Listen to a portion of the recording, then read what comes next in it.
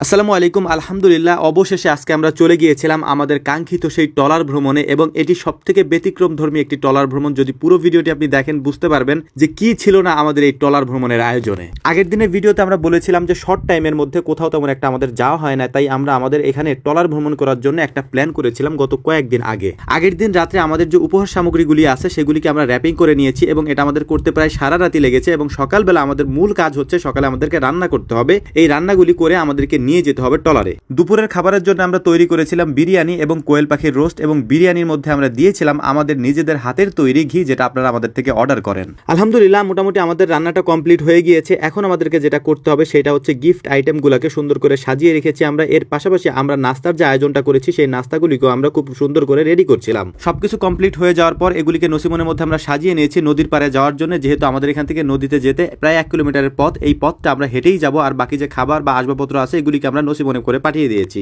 সকাল সকাল আমাদের ট্রলারটাও চলে এসেছে। এই ট্রলারের মধ্যে আমরা সমস্ত কিছু সাজিয়ে নিয়েছি। এর পাশাপাশি একটু গুড়ি গুড়ি বৃষ্টি হচ্ছিল, আমরা টেনশনে ছিলাম বৃষ্টি হয় কিনা। এর জন্য আমরা আমাদের তাঁবুটা নিয়ে গিয়েছি, আমাদের খামারে যে তাঁবুটা থাকে। দেখলাম যে গুড়ি গুড়ি বৃষ্টিটা কিছুক্ষণ পরেই থেমে গিয়েছে। আলহামদুলিল্লাহ, আমরা এখন রওনা দিয়ে দিয়েছি আমাদের গন্তব্য চান্দার বিলের দিকে। এই চান্দার বিল অবস্থিত হচ্ছে গোপালগঞ্জ জেলার একেবারে সদর থানায়। আমি আপনাদেরকে ভিডিও শুরুতেই বলেছি আমাদের এই ট্রলার ভ্রমণ একেবারে ব্যতিক্রম। এটা আমি কেন বলেছি সেই কাজগুলি আপনারা দেখলে বুঝতে পারবেন ইনশাআল্লাহ। আমাদের ট্রলারে কোনো বক্স নাই, গান বাজনার কোনো আয়োজন নাই, এর পাশাপাশি নাচ গান করারও কোনো ব্যবস্থা নেই। তারপরেও কেন ব্যতিক্রম সেটা আপনারা দেখলেই বুঝতে পারবেন। বেলা 11:30টার দিকে আমরা আমাদের নাস্তাটা পরিবেশন করে দিয়েছি সবার মধ্যে। এরপর আমরা একটা জায়গায় গিয়ে আমাদের ট্রলারটাকে থামিয়েছি। এখানে মূলত আমাদের সাংস্কৃতিক অনুষ্ঠানের কিছু আয়োজন আমরা সেরে ফেলবো ইনশাআল্লাহ। যে মাঠের কাছে আমরা আমাদের ট্রলারটা থামিয়েছি, এখানে মূলত আমরা আমাদের ফুটবল ম্যাচের আয়োজন করব এবং দৌড় প্রতিযোগিতার আয়োজন করব। প্রথমেই আমরা ফুটবল ম্যাচটা সেরে নিচ্ছিলাম আমাদের কয়েকটা গ্রুপে বিভক্ত হয়ে, যেহেতু আমরা অনেক লোক একসাথে এসেছি। যে কারণে আমরা যেহেতু সবাই একসাথে খেলতে পারবো না, তাই আমরা 3টা গ্রুপ করেছি, অর্থাৎ প্রত্যেক গ্রুপে 11 জন করে প্লেয়ার আমরা ভাগ করে নিয়েছি।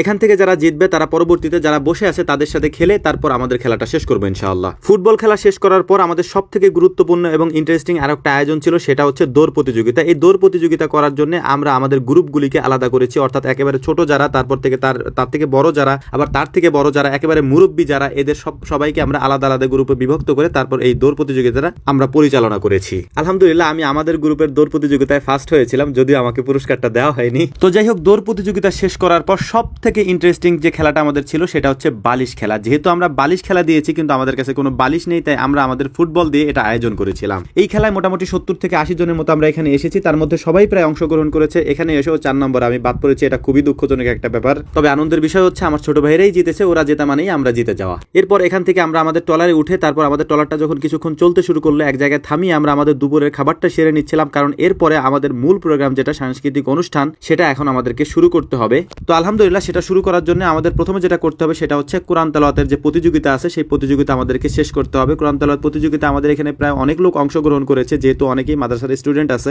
এর পাশাপাশি জেনারেল পড়ুয়া অনেকেই আমাদের কোরআন তেলাওয়াত প্রতিযোগিতায় আলহামদুলিল্লাহ অংশগ্রহণ করেছিল। কোরআন তেলাওয়াত প্রতিযোগিতা শেষ হওয়ার পর আমাদের ইসলামী সঙ্গীতের একটা প্রতিযোগিতা ছিল। আলহামদুলিল্লাহ, এখানেও অনেকেই আমরা অংশগ্রহণ করেছিলাম একসাথে। ইসলামী সঙ্গীত এবং কোরআন তেলাওয়াত শেষ করার পর আমাদের এখন যে প্রোগ্রাম সেটা হচ্ছে যে এখানে আমাদের কুইজ প্রতিযোগিতা আছে, তারপর ঝরাফুল নামের একটা অনুষ্ঠান আছে, সেটা আমাদের কি করতে হবে। এর পাশাপাশি এখানে লটারি রয়েছে। এই সমস্ত কিছু আমরা কমপ্লিট করবো আস্তে আস্তে একটা একটা করে ইনশাআল্লাহ। ট্রলার চলতেছে, পানির মধ্যে ভেসে ভেসে এই আয়োজনগুলি আমরা করছিলাম। আশেপাশের মানুষজন দেখে একটু অবাক হচ্ছিল, কারণ হচ্ছে যে এইখান দিয়ে যে ট্রলারগুলি চলে এর মধ্যে বক্স থাকে, নাচ হয়, গান হয় এবং বিভিন্ন ধরনের আরো অনেক কিছুই হয়। আলহামদুলিল্লাহ, আমরা সেগুলির মধ্যে যাইনি। তো যাই হোক, আলহামদুলিল্লাহ, কোরআন তেলাওয়াত এবং ইসলামী সঙ্গীতে আমি প্রথম হয়েছিলাম, এটার জন্য আমাকে পুরস্কৃত করা হয়েছে আলহামদুলিল্লাহ। তো আমরা খুব সুন্দরভাবে আমাদের প্রোগ্রামটা শেষ করতে পেরেছি এবং আল্লাহর কাছে অশেষ শুকরিয়া, আল্লাহ তাআলা আমাদেরকে হারাম কোনো জিনিসের মধ্যে অন্তর্ভুক্ত করেননি। আমাদের জন্য দোয়া করবেন। আসসালামু আলাইকুম ওয়া রাহমাতুল্লাহ।